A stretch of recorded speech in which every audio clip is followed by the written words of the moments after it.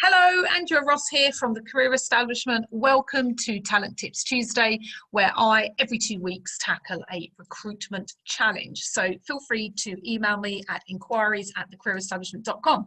Okay, let's kick off. Now, it's a really important time of the year. You're getting back to work and deciding, what do I start focusing on that's going to give me the most success for the year ahead? And as we all know, if we're living out in Asia, it's going to be the year of the ox. So the ox is hardworking and methodical. So that kind of leads me straight into what we want to be focusing on today. So we really want to start thinking about what's going to give us, what do we need to do now that's going to set us up for the next few months. So the first thing is to really sit down with your boss and set goals for 2021. Now, hopefully they've already done that in December, but if your boss has been busy or you just haven't had a chance to do that, then it's a really good idea to be setting up a meeting and going over exactly what those expectations are. And not just from a financial perspective, it might be other things that are looking for you to develop or go into, but you also might have your own personal goals that you want to also be discussing with your boss. And so make sure that you get the time to do that. Also, set up your personal goals. Some of those could be work related. If your bosses and yourselves have committed to a certain revenue target that you're looking to achieve, and you may feel, actually, I personally want to get a certain amount higher, or I want to break into a new field, or I want to work on more senior level roles. It might not be something that you've necessarily conveyed to your boss, but it's something that you personally want to achieve. So just have that, write those down. Think about what you want to achieve this year. It might also be other things that you want to take up a new hobby, you want to be more healthy. As we all know, if we lead a much more healthier life, we can be more productive. It might be getting up a little bit earlier in the morning, going for a walk, or just making sure that during the day, especially if you're working from home, that you're actually spending time and you've put it in your diary to actually go and do some exercise or to do some mindfulness, whatever you've decided that's going to help you be even more productive, healthy mind, healthy body for the year ahead. Next one might be identifying a coach or or looking at upskilling into a new training course or something that you feel that you want to be looking at, that is an area that you need to develop in the year ahead. Thinking about whether it's something that you pay for yourself or it's something that your company do, but again, it's making sure that you're investing in yourself. The next one might be a mentor. It might be that you either are putting your hand up to be a mentor to someone else, or you're actually deciding to be mentored by someone. It might be someone in the organization, or it might be a client or someone externally that you've come across that you would like them to be helping you with your career. So be thinking about those goals for yourself. The next one is, thinking about reaching out to clients you've placed with. Now, bring up all the data, whether it's on your database or it's your own files, everyone that you've placed with in the last couple of years. I wouldn't say last year, because you probably had less placements than you would on previous years. So go back a good couple of years, because they're going to be pretty fresh. So reaching out to them, whether you're able to meet them face to face, or whether you're able to have a coffee, or it's virtually, depending on where you are in the world. And that's a really great opportunity to find out if things have changed since the last few months that you've spoken to them. It might be they're reassessing their goals within their team, their new future plans.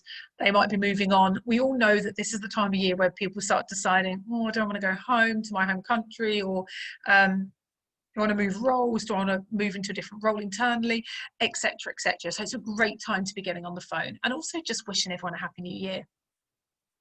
The next one is reach out to your place candidates. Again, go back a good couple of years, because you're going to have less people that you're playing around with. Finding out how they're getting on in the role, find out if things have changed at all. Is there anyone that they can refer that might be looking for work? Any of that kind of information gathering, but also just checking in. That's a great way of finding out if there's people being hired in their team, is their team growing, etc., etc. Reach out to candidates that you secured first, second, third round interviews with that didn't get the job. We sometimes really overlook candidates that we've got interviews for.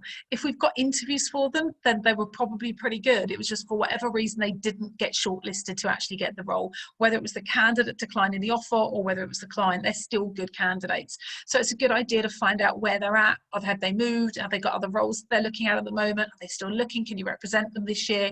Again, it could be a candidate that you're resurfacing and able to spec out to some new clients that you're looking at targeting this year. Next one's reach out to clients that you haven't placed with. So kind of the same remit as the candidate one. You might have had candidates that had interviews with them, but you didn't place with them. or you might have spec'd a CV and the client was interested, but you didn't get it around to the first round interviews for whatever reason. The role went on hold or whatever. So that's a really good opportunity as well to be bringing up those lists of clients. And when I say reach out, again, it does depend on where you are in the world. Get on the phone to them, try meet up with them. If you're living in Asia right now, you can meet up with people. If you're living in other parts of the world, it's probably a virtual call. But again, if people are working from home, they're probably a little bit easier to get hold of as well. The next one is set up your own social media calendar for 3 months. You may not have the luxury of having a marketing person that works with you or in the organisation, as we know that some of those areas were cut during the tough times. So have a think about what your calendar will look like. Please reach out to the Career Establishment. I have a calendar template for you if you would like one. So reach out at inquiries@thecareerestablishment.com and I'll send that straight away to you. But thinking about what does your audience need to hear from you? You know, who are they? Who is your audience? What do you feel they would be interested to hear from? And if you don't know, then ask them. When you're having your calls with your clients and your candidates, find out what they're interested to hear from, and then start making your social media calendar targeted and aligned in that way. The last one is refresh your diary. Sounds really simple, but it's probably the most important, is looking at what needs to change this year for you. It's about reflecting on last quarter and looking at what worked, you know, what went well, what you need to continue doing, but also what didn't go well. You know, if you only had maybe 1 hour business development scheduled a week and you weren't bringing in new jobs, then again, then you need to relook at that. It might be that you're extending your hours or you're adding more days to it. You know, whatever that might be, it's really, really important that you refresh what that diary looks like every week so that you can achieve your goals that you've set with your boss. Now, it's the time of year where we literally get back to work, then within a few weeks, we've got Lunar New Year. So it comes around really, really quickly.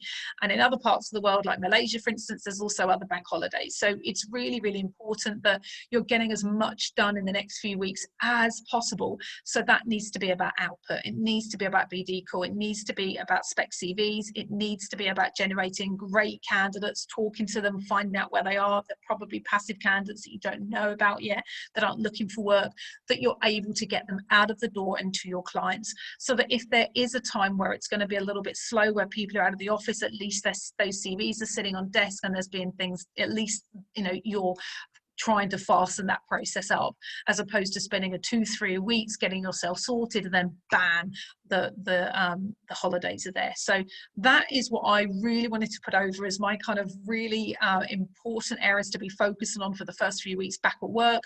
Good luck, happy new year. Looking forward to seeing you in the next couple of weeks for the other Talent Tip Tuesdays, and don't forget to email me on any other recruiter challenges that you're facing. Also look out for Andrea's picks, and also Talent Talk Asia, our podcast that comes out every month with 2 episodes with recruiters and talented recruiters in the Asian region. So please check out that on Spotify and iTunes and Stitcher. Okay, over and out. Good luck for 2021.